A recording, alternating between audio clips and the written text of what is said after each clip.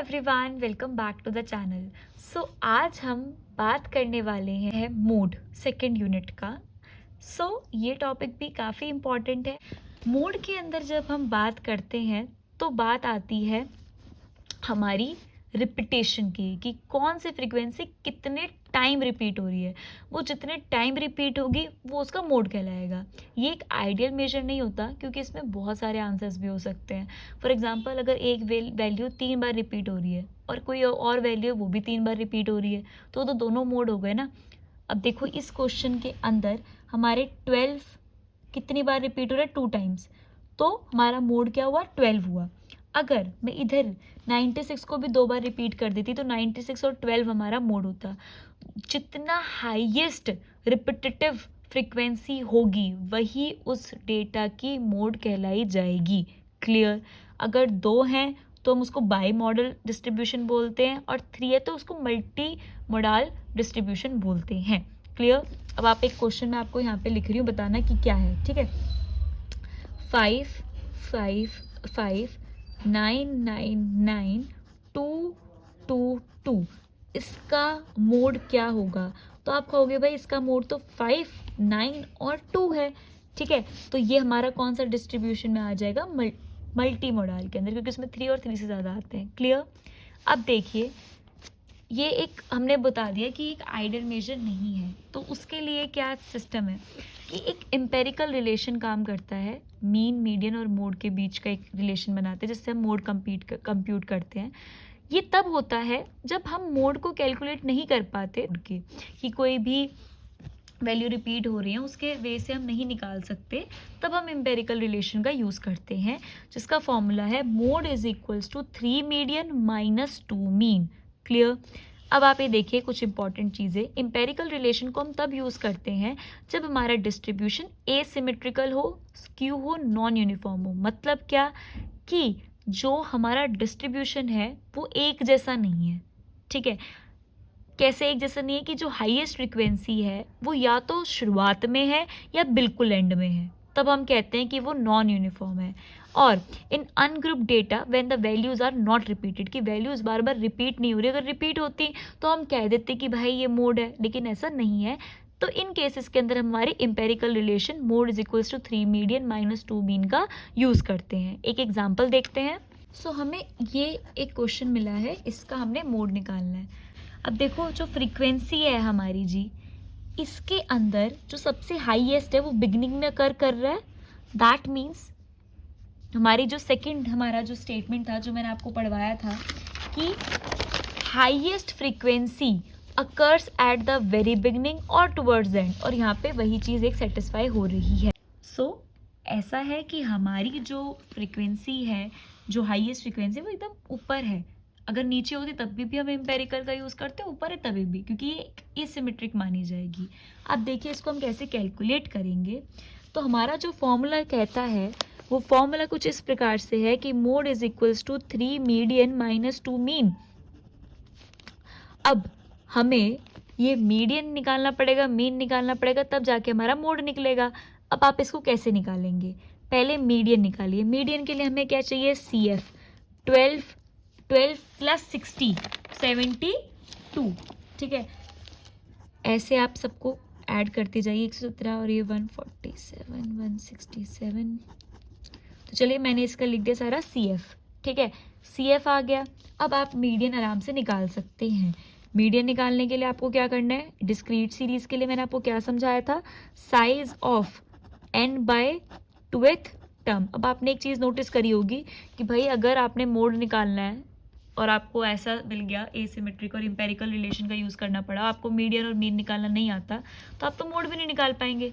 इसलिए मीडियन और मीन का आना ज़रूरी है। ठीक है, इसलिए भी ज़रूरी है। अब देखिए n/2 आपने टोटल करना है अपनी फ्रीक्वेंसी का टोटल आ रहा है 181। तो 181 डिवाइड बाय 2th टर्म, तो ये आपका बनेगा, जब आप डिवाइड करेंगे 118 को 2 से, तो आपका आंसर आएगा, देख लीजिए कैलकुलेटर से मैं आपको करके दिखा देती हूँ, 118। ठीक है, और डिवाइड 181 डिवाइड बाय 2, सो ये आपका आ रहा है 90.5। अब 90.5 क्या आपके CF में है कहीं प्रेजेंट? नहीं है, तो उसका नेक्स्ट सक्सीडिंग देखेंगे तो क्या आएगा 117। तो 117 के करस्पॉन्डिंग जो xi की वैल्यू है वो आपका क्या हो जाता है? मीडियन, जो कि आ गया 6। तो आप यहाँ पे इजीली लिख सकते हैं कि योर मीडियन इज 6। अब आपको क्या निकालना है? मीन निकालना है। डिस्क्रीट का मीन कैसे निकालेंगे? Sigma XI by n। आप स्टेप डेविएशन मेथड को भी यूज़ कर सकते हैं। मैं नॉर्मल अभी यही कर रही हूँ। और XI की वैल्यूज़ यहाँ पे लिखते हैं 40। मैं XI और F को मल्टीप्लाई कर रही हूँ और कुछ नहीं। 5 × 60 कितना होता है? 300। 270, 210x। ईजी थी इसकी कैलकुलेशन मल्टीप्लाई की, तो आप ये मेथड को इस्तेमाल कर सकते हैं। टोटल बन रहा है 1118। अब मीन निकालने के लिए हमने निकाल लिया उसका सम 1118 divide by n which is 181। अब आप देखिए जब हम 1118 को डिवाइड करेंगे 181 से तो हमारा आंसर आ रहा है 6.176। ठीक है, तो 6.176 हमारा क्या आ गया? मीन आ गया। अब मीन आ गया, मीडियन आ गया, तो मोड निकालना क्या मुश्किल? कुछ भी नहीं। तो मोड के लिए 3 इंटू मीडियन करेंगे। Median is 6 minus 2 into mean which is 6.176। 3 6 18 minus अब 6.176 को आप मल्टीप्लाई कीजिए 2 से, तो आपका आंसर आ रहा है 12.352। अब आप जब 18 में से माइनस करेंगे 12.352 को तो आपको मिल रहा है 5.648। तो आप इसको लिख सकते हैं 5.65 राउंड ऑफ करके। So this is your mode. तो इस तरीके से आप एम्पेरिकल रिलेशन से अपने मोड को निकाल सकते हैं। इसको ज़रूर एक बार करते रहें। ऐसे ये एक संगीत वाले तो कुछ है नहीं कि आप सुनते रहें और आपको आ जाएगा। आप जब तक इसको लिख के नहीं करेंगे ना, फॉर्मूलेज को ऐसे कैलकुलेट करके नहीं करेंगे, ना ही कॉन्फिडेंस आएगा और ना ही कंसेप्ट की क्लैरिटी होगी। पर साथ ही साथ जैसे मैं कर रही हूँ तो साथ साथ अपने क्वेश्चन को अपनी कॉपी में अच्छे से करें। The last part of mode, continuous series में मोड कैसे निकालते हैं। वो तो डिस्क्रीट सीरीज़ का हो गया और उससे पहले हमने अनग्रुप्ड भी देख लिया। अब देखिए कि और अनग्रुप्ड में भी एम्पेरिकल रिलेशन काम करता है। ठीक है, कंटिन्यूस के लिए आपके पास मोड का अलग फॉर्मूला है। अब सबसे पहले तो आप क्या करेंगे? XI कैलकुलेट करेंगे ना, सही है ना? एक्सक्लूसिव और यूनिफॉर्म में कोई दिक्कत नहीं है। XI निकालो। 0 + 10 डिवाइड बाई 2 5, 10 + 20 डिवाइड बाई 2 15। तो ऐसे करके हम अपना पूरा निकाल सकते हैं। हाइट तो सेम रहेगी ना 10। अब इसके अंदर हमें सबसे पहले निकालनी पड़ती है मॉडल क्लास। मॉडल क्लास आप कैसे निकालते हैं? वो नंबर जो सबसे ज़्यादा रिपीटेटिव हो, हाईएस्ट रिपीटेटिव वैल्यू। कौन सी हाईएस्ट रिपीटेटिव वैल्यू आपकी? 14। फ्रीक्वेंसी 14 है ना इसकी, तो आपका क्या हुआ? 14, क्योंकि सबसे ज़्यादा ये रिपीट हो रही है, सबसे ज़्यादा फ्रीक्वेंसी इसकी है, तो 14 इज़ योर हाईएस्ट रिपीटेटिव। अब इसके करस्पॉन्डिंग आपकी CI क्या है, क्योंकि हमें तो मॉडल क्लास चाहिए, तो 20 to 30 is your modal class. अब इसका फॉर्मूला क्या है? देखिए, मोड का फॉर्मूला है L + F1 - F0 2F1 - F0 - F2 into में H। अब ये सब कुछ क्या है? देखो, L मतलब lower limit of model class.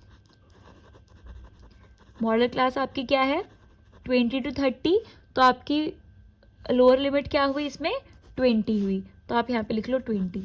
F1 का मतलब होता है frequency corresponding to the modal class, तो frequency corresponding to your modal class. तो मॉडल क्लास क्या है जी आपका? 20 to 30, तो आपका आ गया 14। 14 is your F1 is your 14। F0 का मतलब है preceding frequency of model class. ठीक है, frequency preceding frequency of model class. Model class है 20 to 30, तो इसके प्रीसीडिंग क्या है? 12, तो 12 आपका क्या हो गया? F0। F0 is your 12। F2 is the succeeding, जो नेक्स्ट होगी ना आपकी succeeding frequency of model class which is 6। तो आपका F2 कितना हो गया 6। Is it clear? आपको पता चल गया F1 क्या है, F0 और F2 क्या है, ये कॉरस्पॉन्डिंग, दिस इज प्रिसीडिंग और F2 is succeeding and H you know height of the class, ठीक है, विड्थ भी जिसे बोलते हैं हम। अब आपको सिर्फ वैल्यू पुट करनी है फॉर्मूला में और आपको मॉड मिल जाएगा। L is 20 plus F1 is 14, F0 is 12, 2 into 14 minus F0 12, F2 is 6 into H is 10। Clear? अब देखो सॉल्व करने में कितना टाइम लगेगा, 14 माइनस 2 2, 12 2 14 ज़ा 28 और 12 और 6 18 इंटू में 10, कुछ इशू, 20 प्लस 2 10 इंटू 10 कट गया जी, तो कितना आया 22 इज द मोड। और देखना मोड हमारा मॉडल क्लास के अंदर ही तो आना चाहिए ना, क्या ये आ रहा है? 20 to 30 हमारी मॉडल क्लास थी और हमारा मोड भी वही आ रहा है, दैट मीन्स हमने बिल्कुल सही अटेम्प्ट करा है। So this is the continuous series. He continuous series में हम अपने मोड को कैसे फाइंड आउट करते हैं। सो इस क्वेश्चन के साथ ही हमने हमारे मोड को भी अच्छे तरीके से कंप्लीट कर लिया कि किस तरीके से हम अपने मोड को फाइंड आउट करते हैं, जो कि वेरी इंपॉर्टेंट टॉपिक है हमारा पेपर के रिगार्डिंग देखा जाए तो। सो प्लीज़ इसको अच्छे से करें, अनग्रुप्ड, ग्रुप्ड, एम्पेरिकल रिलेशन और कंटिन्यूस के अंदर भी। अगर वीडियो अच्छी लगी हो तो प्लीज़ लाइक करें, कमेंट करें, चैनल को शेयर करें और चैनल को सब्सक्राइब करना भी ना भूलें। आई होप आपको वीडियो अच्छी लगी हो। Thank you so much for watching the video.